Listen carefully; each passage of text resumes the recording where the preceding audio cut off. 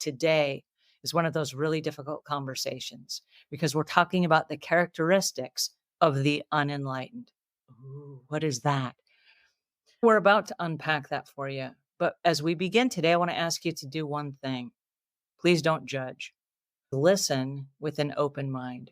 And then let these thoughts roll through your head over the next few days and few weeks as you unpack them and what that means for you in your personal life. Because you might discover after today's conversation that you might start looking at things in a slightly different way. So, with that, please help me welcome Omuugn. Good morning. It's good to be here. A beautiful day. When you talk about enlightenment, are you talking about enlightenment in terms of us going to a place like YouTube to be enlightened by new information?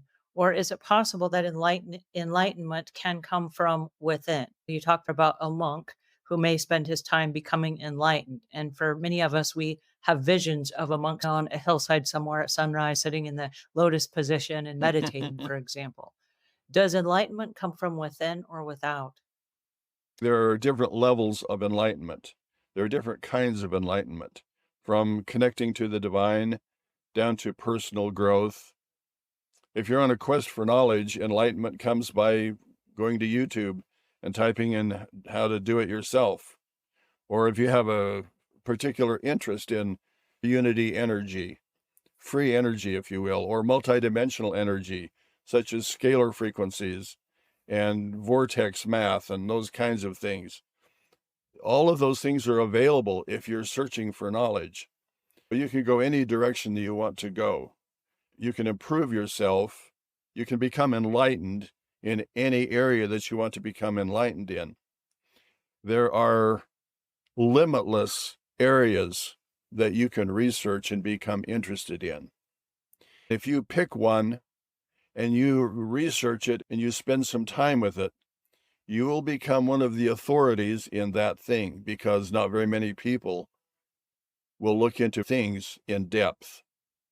For example, we talked an interesting, I think, concept of establishing an environment that is conducive to optimizing ourselves, like your home. When you walk into your home, is your environment just what you prefer it to be? Or when you look around, you say, maybe I should vacuum my floors or put things away. Maybe I live in clutter, and that's not what I prefer. So I need to develop different habits and look at things a different way. We can become enlightened in a lot of different ways just by focusing on something and asking ourselves pertinent questions.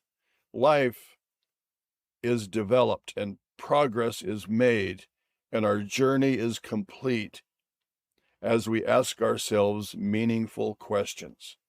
If we don't ask ourselves meaningful questions, we won't ever find meaningful answers, because you find what you're looking for.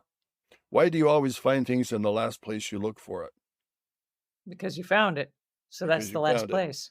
So once you find it, you quit looking.